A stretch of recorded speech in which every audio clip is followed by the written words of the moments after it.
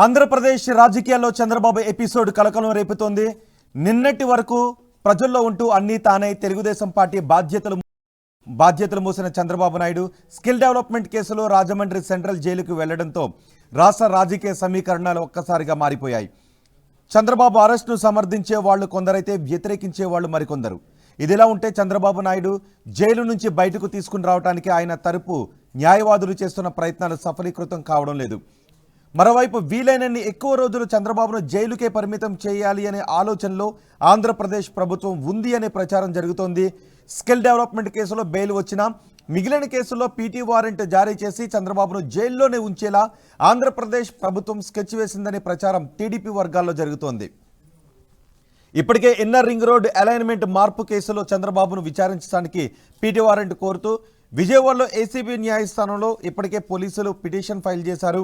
దీంతో చంద్రబాబును ఇప్పట్లో ప్రభుత్వం వదిలేలా లేదు అనే చర్చ జరుగుతోంది.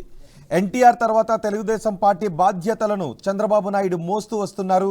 4 దశాబ్దాలుగా క్రియాశీల రాజకీయాల్లో ఉంటూ దేశంలో తనకంటూ ఓ గుర్తింపును తెచ్చుకున్న చంద్రబాబు నాయుడు 2019 తర్వాత నుంచి పాలిటిక్స్లో గడ్డు కాలాన్ని ఎదుర్కొంటూ వస్తున్నారు అనే అభిప్రాయం ఎక్కువగా ఉంది.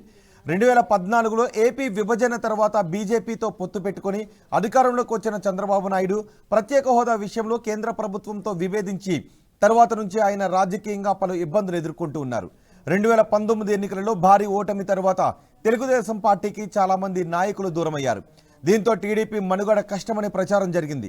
కానీ చంద్రబాబు నాయుడు తన రాజకీయ ఎత్తుగడలతో వైసీపీ ప్రభుత్వాన్ని టార్గెట్ చేసి ప్రభుత్వంపై ప్రజల్లో వ్యతిరేకత తమ పార్టీకి కలిసొచ్చేలా తనదైన వ్యూహాలతో ముందుకు వస్తున్నారు.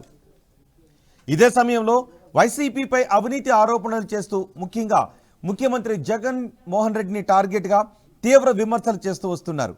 అదే సమయంలో తెలుగుదేశం ప్రభుత్వ హయాంలో అవినీతి అక్రమాలు జరిగాయని వాటన్నిటిపైన విచారణ చేస్తున్నామంటూ ప్రభుత్వం చెబుతూ వస్తోంది.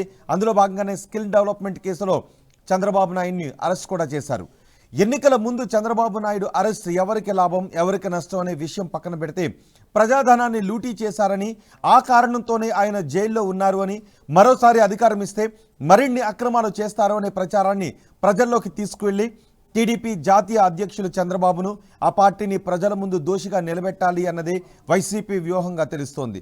చంద్రబాబు నాయుడు అరెస్ట్ అయిన తర్వాత 1-2 రోజుల్లోనే బయటకు వచ్చేస్తారని అంతా భావించారు.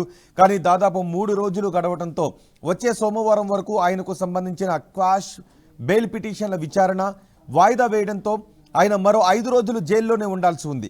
కానీ స్కిల్ డెవలప్మెంట్ కేసులో బెయిల్ వచ్చినా ఆ కేసులో రిమాండ్ను కోర్టు రిజెక్ట్ చేసినా ప్లాన్ బిని ప్రభుత్వం సిద్ధం చేసినట్టుగా తెలుస్తోంది.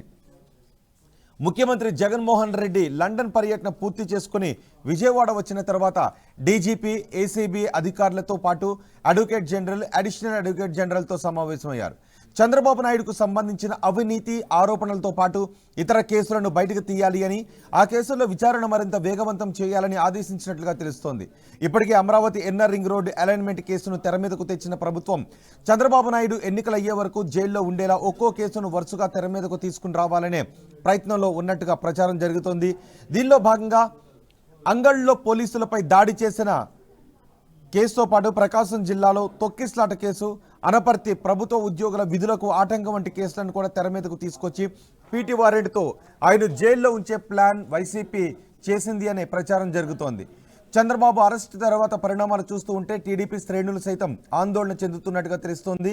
తమ పార్టీ అధినాయకుడు జైల్లో ఉంటే పార్టీకి వచ్చే సానుభూతి పక్కన పెడితే నాయకత్వాలేమితో పార్టీ పరిస్థితి అగమ్యగోచరంగా తయారు కావడంతో పాటు అంతర్గత విభేదాలు పెరిగి పార్టీకి నష్టం కలుగుతుందనే అభిప్రాయంలో కేడర్ ఉన్నట్టుగా చర్చ జరుగుతోంది.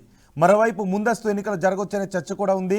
జమిలీ ఎన్నికలకు కేంద్రం వెళితే షెడ్యూల్ కంటే ముందే ఎన్నికలు జరుగుతాయని, ఒకవేళ జమిలీ ఎన్నికలకు వెళ్ళకపోతే ప్రభుత్వాన్ని రద్దు చేసి ముందుకు వెళ్లాలని యోచనలోనూ జగన్ ఉన్నారనే మరో ప్రచారం విస్తృతంగా జరుగుతోంది. మరో 10 రోజుల్లో చంద్రబాబుకు బెయిల్ రాకపోతే మాత్రం కనీసం ఓ 3 నెలలు ఆయన జైల్లో ఉంచి ఈ ఏడాది చివరిలో జరగబోతున్న తెలంగాణ ఎన్నికలతో పాటు ఆంధ్రప్రదేశ్లోనూ ఎన్నికలకు వెళ్ళాలి అనే ప్లాన్లో జగన్ ఉన్నట్టుగా వైసీపీ వర్గాలు చర్చించుకుంటూ ఉన్నాయి. చంద్రబాబు ఎన్నికలకు అయ్యే వరకు జైల్లో ఉంటారా, ఈలోపై బయటకు వస్తారా అన్నది సోమవారం హైకోర్టులో క్వాష్ పిటిషన్ విచారణ తర్వాత తెలియబోతోంది.